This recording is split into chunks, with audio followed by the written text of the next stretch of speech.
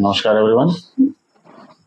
आज की जो हमारी वीडियो रहेगी वो जो भी सीजेपी की तरफ से प्रोटेस्ट कॉल किया गया उसको जिस तरीके से उन्होंने एक्सटेंड किया और आखिरी में जो उन्होंने एक कॉल दी कि वो संसद की तरफ मार्च करेंगे और संसद का घेराव करेंगे, उसको लेके रहेगा।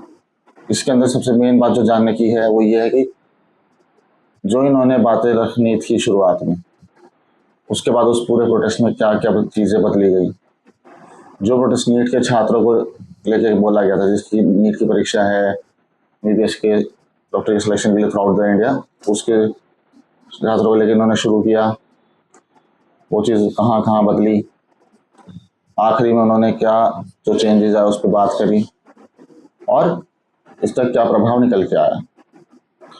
तो एकदम से एक इंस्टाग्राम पे पेज बनाया जाता है और पार्टी खड़ी हो जाती है सीजेपी, कॉकरोच जनता पार्टी करके। 2 करोड़ से ज़्यादा लोग, 20 मिलियन से ज़्यादा फॉलोअर्स मतलब शो हो जाते हैं और उनके फिर फाउंडर्स निकलते हैं। अभिजीत दिप्के, सौरभ दास, विजेता दहिया, रंका 4-5 लड़के निकलते हैं और ये लड़के कॉल देते हैं कि हम यूथ हैं, हम चेंज लाएंगे। अच्छा, तो उनमें भी इनका जो सब नेता निकल गया था वो इसका नाम अभिजीत दिप्के। वो लड़का बॉस्टन में पढ़ रहा है, ठीक है। वो बॉस्टन से यहाँ पे आता है, एकदम ऐसा शो बनाया जाता है कि पता नहीं क्या ही हो जाएगा, कितने ही लोग आ जाएंगे, चेंज हो जाएगा, ये हो जाएगा, वो हो जाएगा। कुछ नहीं हुआ, लिटरली कुछ नहीं हुआ।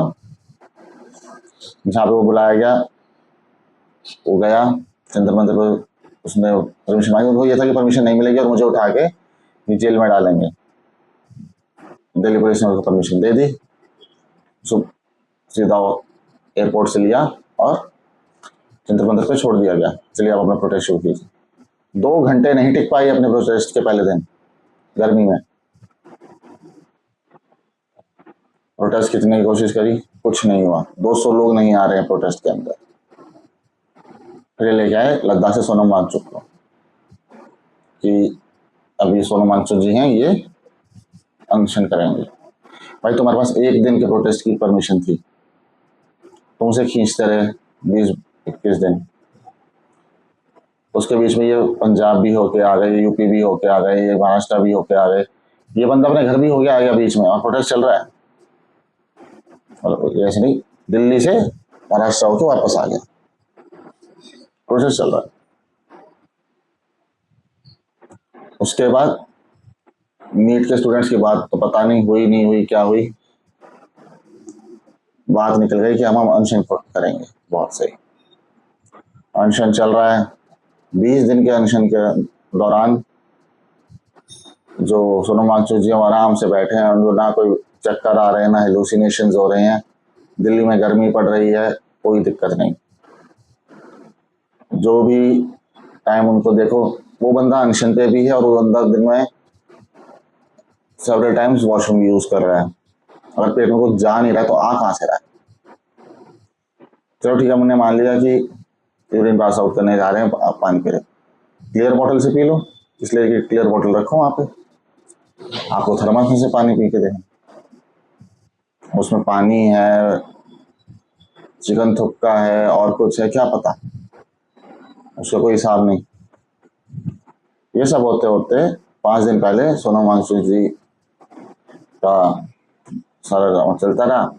सोनम वांगचुक जी अपने खुद से कह रहे हैं कि मैं यहाँ प्रोटेस्ट और इस पे कर रहा हूँ आमरण अनशन, और आप लोग मेरे सामने बैठे ठूस ठूस के खा रहे हैं। एंड आई कोट, अगर ये ठूस ठूस के खाओगे तो मर जाओगे। वो बंदा खुद इतना फ्रस्ट्रेट हो गया कि मैं यहाँ पे इन्होंने फंसा के बैठा दिया, मैं उठ नहीं सकता, और ये यहाँ पे सुबह शाम मस्त खाना पीना चल रहा है इनका, दिन में 4 बार खाना हो रहा है, कभी छोले भटूरे, कभी कचौड़ी, कभी कुछ। तो आखिरी में पुलिस आई, कोर्ट ऑर्डर के ऊपर सोनम वांगचुक को उठा के ले गई। 18 तारीख को सफदरजंग अस्पताल में उन्हें भर्ती करा दिया। वहां की रिपोर्ट चेक हुई, सब कुछ नॉर्मल। जो बंदा 20 दिन से धरने पे बैठा है, आमरण अनशन पे है, उसके सारे वाइटल्स नॉर्मल है, सारे ब्लड प्रोफाइल्स नॉर्मल, सब कुछ नॉर्मल आ रहा है। इसमें कहता है कीटोन पॉजिटिव एक में एक 1+ का उस पर आया है, दैट्स इट, उसके और कुछ नहीं। 20 दिन अगर कोई बंदा दिल्ली की उस गर्मी के अंदर आमरण अनशन में बैठा हो, वेट लॉस वगैरह तो छोड़िए, हेलुसिनेशन से लेके स्लीप साइकिल से लेके सब कुछ बिगड़ जाता है। ब्लड प्रोफाइल और सब तो ऐसा निकल के आता है, severe malnutrition, severe dehydration, liver profile, kidney profile सब बदल जाता है, पर भाई का सब कुछ ठीक निकल गया है, सब बहुत सही। उसके बाद इन्होंने बोल दिया कि हम 20 तारीख को चढ़ाई करेंगे संसद पे, आपके पास कोई ऑर्डर्स नहीं, हम करेंगे। भाई ये देश तुम्हारे बाप का तो है नहीं कि तुम कर लोगे कि मैंने आज कह दिया कि मैं चढ़ाई करूंगा संसद पे, किसके कहने से? तुम्हारे पास कोई ऑर्डर्स हैं? तुमने किसी से बात करी नहीं। और फिर बीजेपी गवर्नमेंट भी तो समझदार है, 20 तारीख को ही जेपी नड्डा से सौरदा से मिलने चले गए और 3-4 घंटे में इधर मीटिंग चल रही है और उधर ये चलो संसद की ओर पे चल दिए। इस देश के ऊपर अंदर एक कहानी है, एक प्रधानमंत्री उन्हीं के सिक्योरिटी प्रोटोकॉल्स के अंदर असैसिनेट हुआ, उसी प्रधानमंत्री का बेटा बम ब्लास्ट में असैसिनेट हुआ। हमारे संसद के ऊपर पहले एक बार हमला हो चुका है। आप ये सारी की सारी चीजें जानते हुए ये लोग चल दिए हैं संसद पे चढ़ाई करने, संसद का घेराव करने। भाई संसद का घेराव नहीं कर सकते, सिक्योरिटी प्रोटोकॉल के नाम की कोई चीज होती है? नहीं होती है कि आपका मन किया आज मेरे को ये करना है, आज मैंने ये कर लिया, कल मेरा मन है कि मैं चलो ये काम समझ नहीं आ रहा तो मैं दूसरे काम पे लग जाता हूँ। संसद हमारे देश के लोकतंत्र का मंदिर है और वहां पे मानसून सेशन चल रहा है। आपकी बात थी, आपने करी, आपने प्रोटेस्ट किया, सही है। और ये प्रोटेस्ट नहीं होता और अपनी बात आप जमा भी कराते तो भी हो सकता है कि तो भी आपका धर्मेंद्र प्रधान जी का, जो हमारे एजुकेशन मिनिस्टर का, इस्तीफा हो जाता है, कैबिनेट रिशफलिंग के अंदर उनका पद वगैरह चेंज हो जाता। लेकिन आपके वे मतलब क्या शोफरूफे और ड्रामे के चक्कर में कुछ नहीं हुआ। मानसून सेशन शुरू हो रखा है, मानसून सेशन के एंड होने से पहले उनका इस्तीफा या ट्रांसफर किसी और मिनिस्ट्री या किसी और पद पे नहीं होगा, क्लियर है।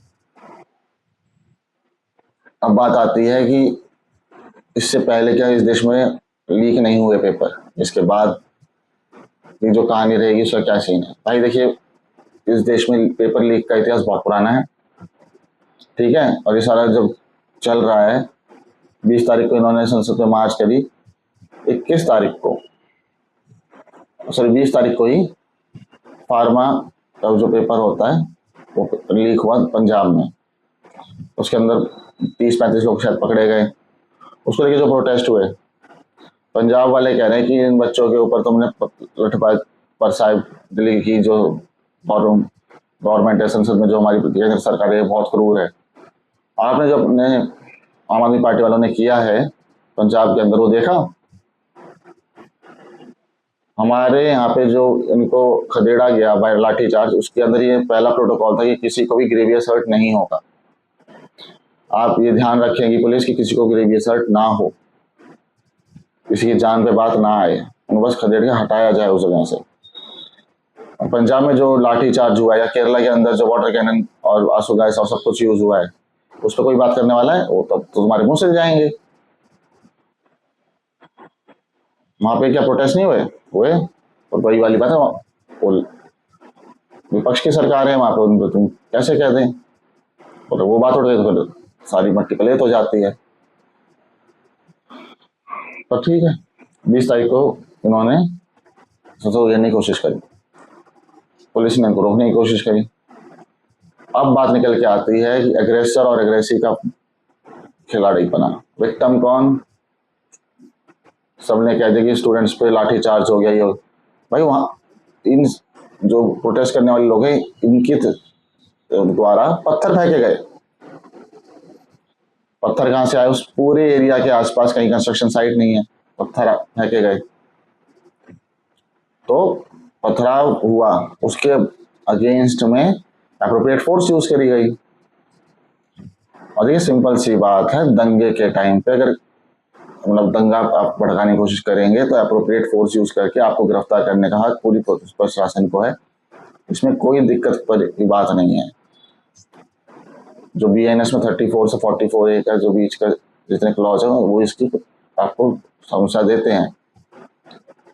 मतलब ये जो बीच 34 से 44A का जो BINS के अंदर क्लॉजेज हैं हमारे साथ कॉन्स्टिट्यूशन में, वो appropriate action to maintain peace and protect, आप अपने सेल्फ डिफेंस के लिए और पीस और किसी दूसरे की जान बचाने के लिए अप्रोप्रिएट फोर्स यूज कर सकते हो, ये आपको ताकत देता है संविधान। और पुलिस के पास स्पेशल पावर्स भी होते हैं राइट को रोकने के लिए। तो अगर आप राइटिंग करोगे तो उसका जवाब आएगा। और जिस प्रोटेस्ट के अंदर 200 लोग इकट्ठे नहीं हो पा रहे थे, उसके अंदर कौन कौन दिखा?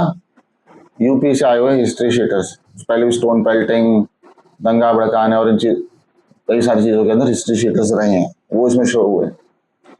इस प्रोटेस्ट के अंदर नीट के ऊपर बात होनी थी, बात किस चीज पे हो रही है? मेरा लिंग मेरी मर्जी। तो LGBTQ प्रोटेस्टर्स इसमें आ गए। इसके ऊपर एजुकेशन रिफॉर्म, एजुकेशन सिस्टम की स्ट्रीमलाइनिंग पे बात होनी थी। बात किस चीज पे हो रही है कि ये सरकार सीता के पति का नाम लेके नीता के पति का काम करते हैं, यानी कि भगवान राम का नाम लेकर के नीता अंबानी के पति का काम करते हैं। ऐसे यहां से स्लोगन निकल रहे हैं। और वही रेडिकल इस्लामिक प्रोपेगेंडा चला, उस पर कोई बात नहीं। SFI और ये सारे लेफ्टिस्ट, ये सारे वहां पे कूद पड़े। जिस प्रोटेस्ट के अंदर बात हो रही थी कि ये हमारे आने वाली जो जनरेशन है, जो आगे अभी हमारा जनरेशन Z है, इसको आगे चल की जो अपॉर्चुनिटीज मिलती हैं और इसमें जो एग्जाम्स होते हैं उसमें धांधलेबाजी या करप्शन को रोके जाए, वो बात हुई ही नहीं। बात हुई अलग अलग चीजों पे। उसके अंदर आप जौन सा भी अर्बन नक्सल प्रोपेगेंडा चाहे वो वहां मिला आपको। इस प्रोटेस्ट के अंदर लोग नहीं गए, उससे ज्यादा यूट्यूबर्स गए, फूड ब्लॉगर्स गए। और सबसे बड़ी बात, जो वहां फूड का ये स्टॉल लगा रहा था जुनैद, कहने को ये एक आम आदमी है, इसके पास कोई ज्यादा साधन नहीं है, कुछ नहीं है। ये आदमी फार्मर्स प्रोटेस्ट में भी दिखा, ये आदमी शाहीन बाग में दिखा, ये आदमी यहाँ पे भी दिखा, और इस सारे का खर्चा ये उठा रहा है। मैं एक बार दरख्वास्त करूंगा कॉम्पिटेंट अथॉरिटी से कि भाई इसका एक बार ब्यौरा लो, इसके पास इतने पैसे कहाँ से आ रहे हैं?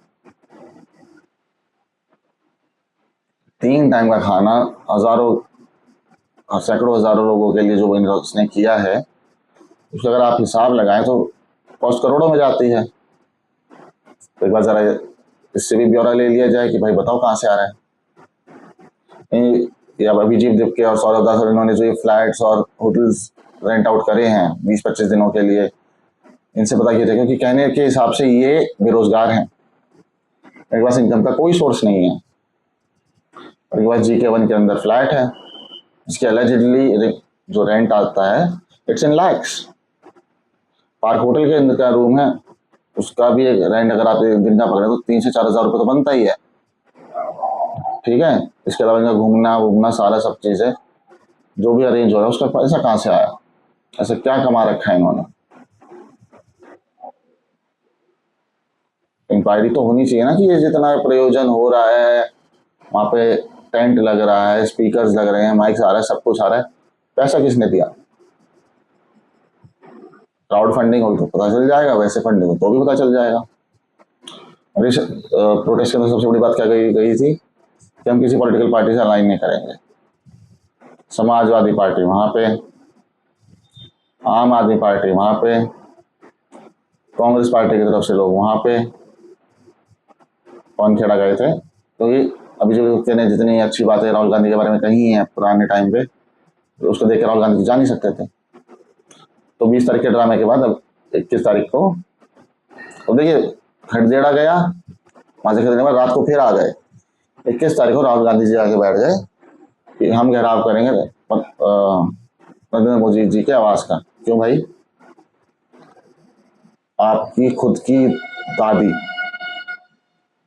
असैसिनेट हो चुकी हैं सिक्योरिटी प्रोटोकॉल के लैब्स में, और आप क्या चाहते हैं कि आप फिर से सिक्योरिटी प्रोटोकॉल का कियोस्क खड़ा कर दें वहां? आप लीडर ऑफ अपोजिशन है, आपकी भी सिक्योरिटी है, पर नहीं, बस आम आदमी पार्टी को ना मिले इसका, इस पूरे प्रोटेस्ट का क्रेडिट और मुझे मिल जाए। क्रेडिट गेट पे उतर गए, ट्विटर पे आम आदमी पार्टी और कांग्रेस ही आपस में भिड़े पड़े हैं, कौन एक्चुअली स्टूडेंट्स के साथ है, कौन ज्यादा सेक्रीफाइस कर रहा है, कौन कम सेक्रीफाइस कर रहा है। अगर इतना ही आपके पास टाइम है तो एक बार जाके जो संसद के अंदर बिल पारित हो रहे हैं उन पर बात कीजिए, डिस्कशन प्रॉपर तरीके से करिए ना संसद के अंदर। अभी मानसून सत्र चल रहा है, पहले हफ्ते के अंदर 8 बिल्स से 10 बिल्स प्रपोज हो रखे हैं, आप जाके बात क्यों नहीं करते उनके बारे में? तो वो नहीं कर रहे हैं क्योंकि वहां पे तो इनकी दाल गलेगी नहीं, इनसे बोला नहीं जाएगा। राज्यसभा में पहली बार है कि बीजेपी के पास खुद के 117 मेंबर्स इकट्ठे हो रखे हैं, और एनडीए और पूरा लगा रहे तो 123 से ऊपर जा रहा है फिगर, तो क्लियर मेजोरिटी उनके पास है। लेकिन इसका मतलब ये नहीं, क्लियर मेजोरिटी हो ना हो बीजेपी के पास, आप क्या डिस्कशन नहीं कर सकते? करिए ना डिस्कशन। ये मॉनसून सेशन डिस्कशन के लिए ही होता है इन बिल्स के ऊपर, वो नहीं करना, ये सारे फालतू काम करने हैं।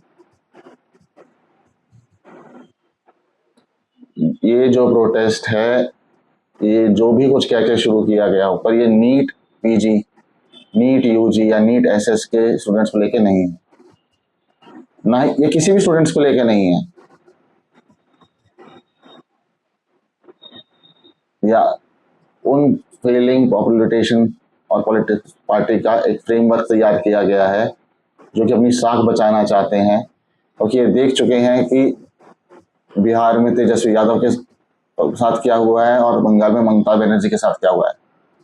जिनको देख रहा है कि अगर वन नेशन और वन इलेक्शन आ जाता है, प्रपोज जो दिया जा सकता है, अगर वो आ जाता है और डिलिमिटेशन का जो बिल है वो पारित हो गया, क्लियर हो जाता है, तो regional parties will be and. ये इसलिए एजिटेशन कॉज करी गई है कि आगे चल के अब पंजाब का इलेक्शन आ रहा है, पंजाब के इलेक्शन के अंदर अगर आम आदमी पार्टी हार जाती है तो दे विल, उनका भी खत्म हो जाएगा। ये भी यहाँ से हट चुकी हैं, पंजाब से हट गए तो फिर काम खत्म। और कांग्रेस को दिक्कत ये है कि कांग्रेस को पता है कि जहां जहां कांग्रेस है या उनकी वोट शेयर है, आम आदमी पार्टी उन्हीं जगहों पे कांग्रेस का वोट शेयर खा के अपना आपको आगे दिखा सकती है। अपने आप में आम आदमी पार्टी शो नहीं कर सकती कहीं पे भी, जहां पे कांग्रेस नहीं है वहां पे आम आदमी पार्टी नहीं है। दिल्ली में उन्होंने कांग्रेस का वोट शेयर खाया और अपने आप को खड़ा किया, पंजाब में उन्होंने कांग्रेस का वोट शेयर खाया और अपने आप को खड़ा किया, दिल्ली से वो हार चुके हैं और पंजाब में वो हटने की तैयारी पे हैं। जो भगवंत मान के कारस्तानी और कारनामे उनको देखते हुए सबको पता है कि आगे चल के होना क्या है। ये जो भी हुआ है और जो भी हो रहा है, सभी स्टूडेंट्स को मेरी हाथ जोड़ के दरख्वास्त है, ये आपको समझना होगा, ये सब कुछ पॉलिटिकली मोटिवेटेड है। वहाँ पॉलिटिकल पार्टीज के वर्कर्स हैं, हिस्ट्री शीटर्स हैं, गैंग्स और ऑर्गेनाइजेशंस के लोग हैं। अगर उनको पुलिस पकड़ती है तो उनके पार्टी और उनके ऑर्गेनाइजेशन को रिलीज आउट करा लेंगे, उनको बेल करवा के निकाल देंगे। आप अगर पकड़े जा रहे हो, आपको अगर चोट लग जा रही है तो आपके मम्मी पापा आपकी उस हालत में देख पाएंगे? 8 से 10 साल के बच्चों से लेके ये साला कोचिंग माफिया के बच्चे, कोचिंग माफिया स्टूडेंट्स को वहाँ पे खींच के लेके गया जा रहा है, उनको ये नहीं पता है कि साला धर्मेंद्र प्रधान है या फिर महेंद्र प्रधान है या मोहन लाल है या मोहन यादव है, कोई किसी का भी इस्तीफा मांग ले रहा है। तुम्हारे कहने से इस्तीफा या अगर मिनिस्ट्री चेंज होने लग गई तो फिर क्या फायदा है चुनाव करा के पॉलिटिकल पार्टीज को जिताने का और या फिर उनको रूल पे लाने का। जिस हमने सरकार चुनी है, हमारी सरकार है, और उस सरकार के दायित्व वो खुद पूरा कर लेगी। अगला जब रिशफलिंग आएगी कैबिनेट की, things will be sorted out. अभी के लिए स्टूडेंट्स जो भी आगे इस जो ये ड्रामा अभी चल रहा है उसमें जानना चाह रहे हैं, जाने की सोच रहे हैं, दरख्वास्त है ये, आप ना जाएं। आपको ये समझना होगा, अगर आप इसमें फंसे या आप पे कोई धाराएं लग गई तो आपका करियर वहां खत्म हो जाएगा।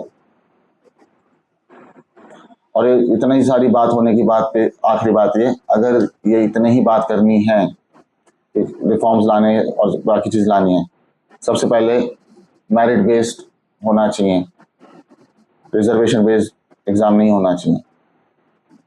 अगर एग्जाम है तो उसको सिर्फ एक ही चीज पे होगा, मेरिट पे, जो जितने नंबर लाएगा उसको उस हिसाब से कॉलेज मिलेगा। स्टेट वाइज काउंसलिंग और उसमें जो छेड़छाड़ होती है वो नहीं होनी चाहिए। यूपी में अलग स्टैंडर्ड है और मध्य प्रदेश में अलग स्टैंडर्ड है, छत्तीसगढ़ में अलग स्टैंडर्ड है, नहीं। एक एग्जाम है, नेशन वाइड एग्जाम है, हो गया, एक सिंगल स्ट्रीमलाइन प्रोसेस होना चाहिए। रिजर्वेशन हटनी चाहिए, उस पर कोई बात करेगा नहीं करेगा तब तो इनके छाती में दर्द हो जाएगा। वैसे ही इन्हें मनुवाद से, जातिवाद से, सब चीजों से आजादी मांगने की हो रही है वहां पे। इस पे करके देख लो एक बारी, पता चल जाएगा कितने लोग साथ में खड़े हैं, कितने साथ में नहीं खड़े। आज की वीडियो में इतना ही। सभी स्टूडेंट से ये आखिरी बार फिर से दरख्वास्त, इन चीज़ों में और इन प्रोपेगेंडा में ना फंसें, अपनी पढ़ाई पे ध्यान दें, क्योंकि ये सिर्फ और सिर्फ failing politicians, failing actors, failing activist के करियर्स को रिजुविनेट करने का एक ढोंग है और कुछ नहीं है। धन्यवाद, नमस्कार, वंदे मातरम, जय हिंद।